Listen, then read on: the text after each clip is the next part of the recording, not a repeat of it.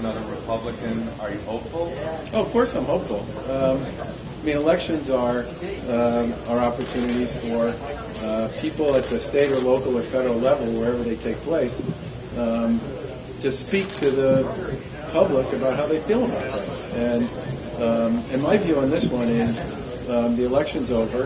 I thought both Donald Trump's comments last night and Secretary Clinton's comments this morning reflected a desire on the part of the two major players in this whole conversation to speak to and to reach out for a unified process going forward. And of course I'm optimistic.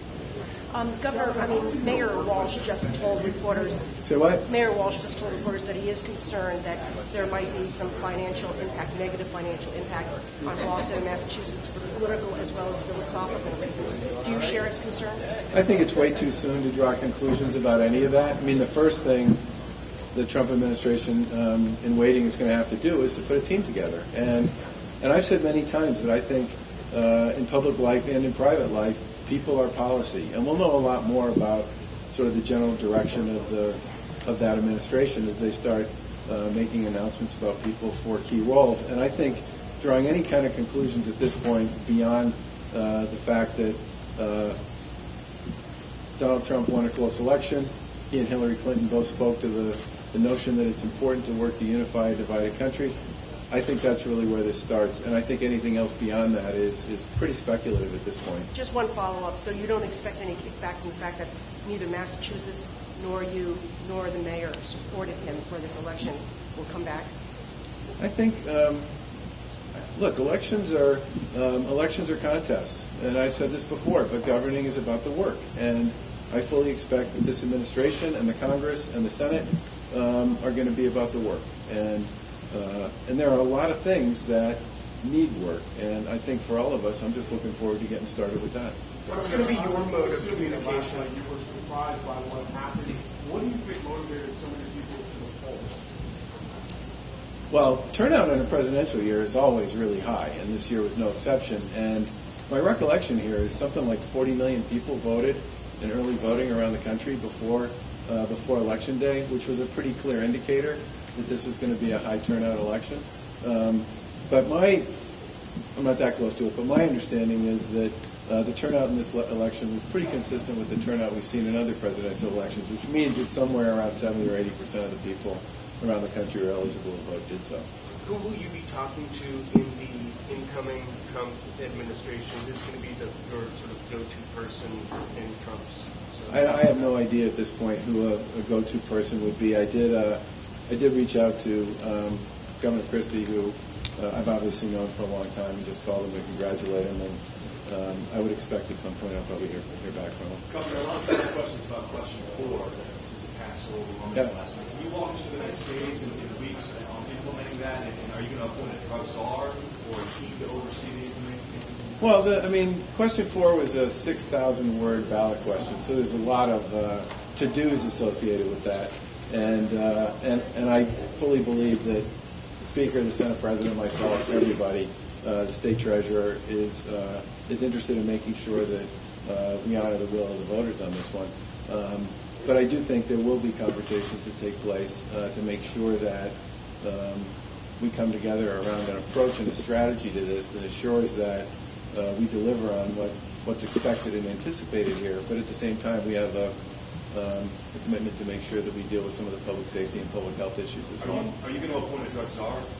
I don't think the legislation calls for me to appoint a drug czar. I think the legislation, as it's currently written, calls for the governor to set up an advisory council and calls for the treasurer to basically create something that would be kind of a sister agency to the Alcoholic Beverages Control Commission that would reside and operate out of the treasurer's office. Governor, you made the argument that question 4 would be paramount for public health and safety. I'm wondering, will you press to change the law, or will you just work to implement it?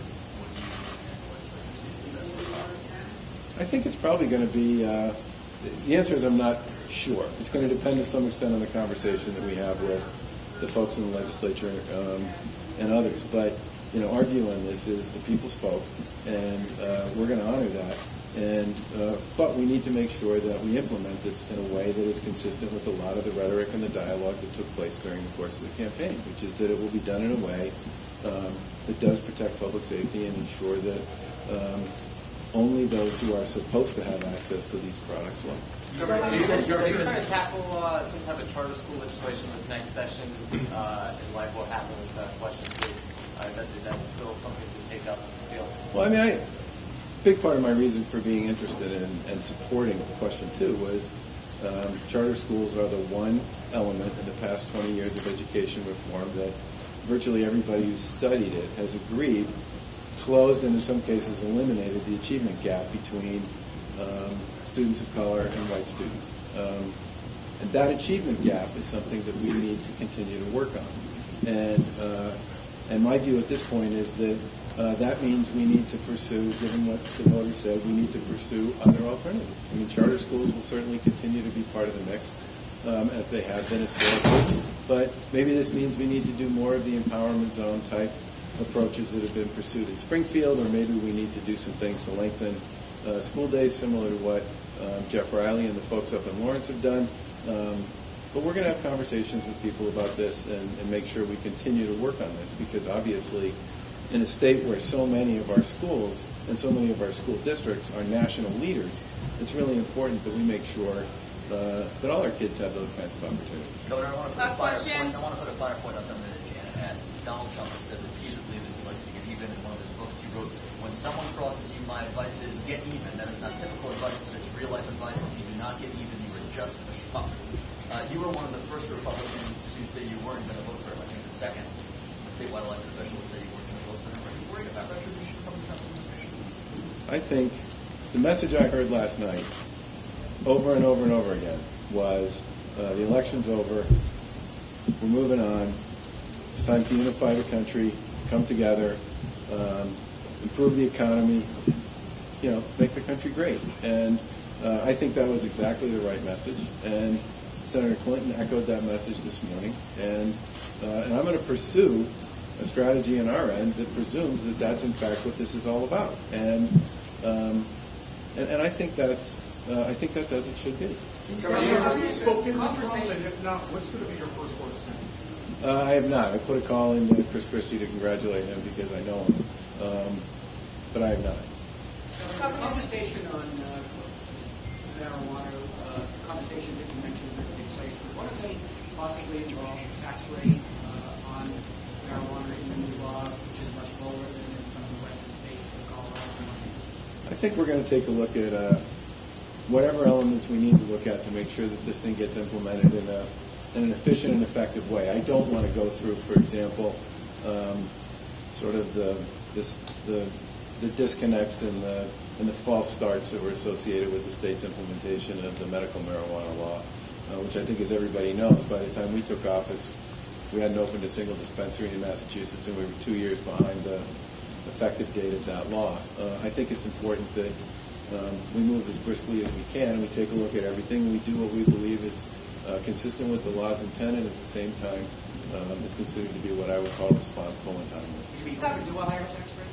I'm not going to speak to any particular elements of this until we have a chance to actually take a much deeper look at it. Governor, you put a lot of political capital into question 2 and question 4, and neither one went your way. Did you misread the Massachusetts electorate? What's your take on what happened there? I don't think of it that way. I mean, in the case of question 2, I spent a lot of time talking to a lot of parents in a lot of cities, both as a candidate and as governor, who, with desperation in their voice, spoke to me about their desire to have more options and more choices.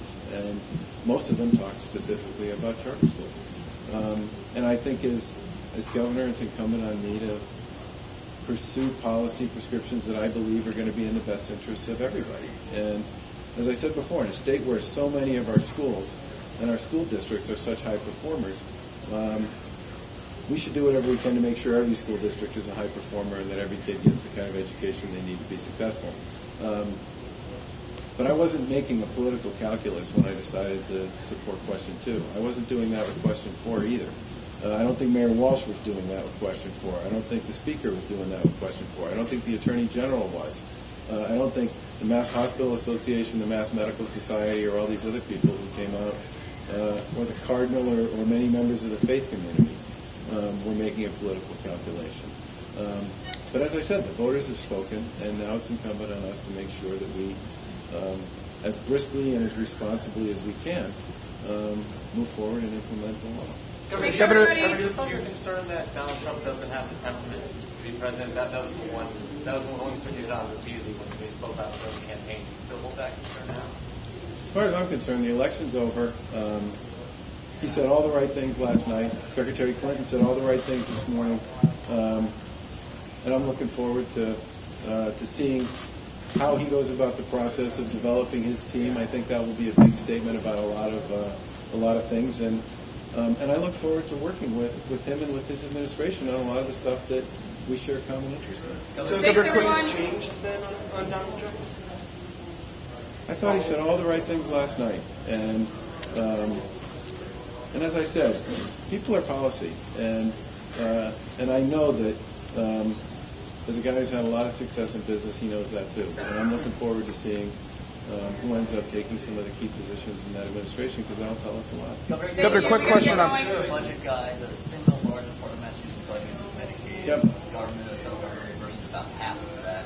If Donald Trump, Paul Ryan, Mitch McConnell do it, they say they would repeal the Affordable Care Act. That could have huge fiscal consequences for Massachusetts. Have you thought about that? And sure, what's the way for Massachusetts to navigate that potential? Well, we have a waiver that we just got signed, and obviously we're working off that waiver from this point forward.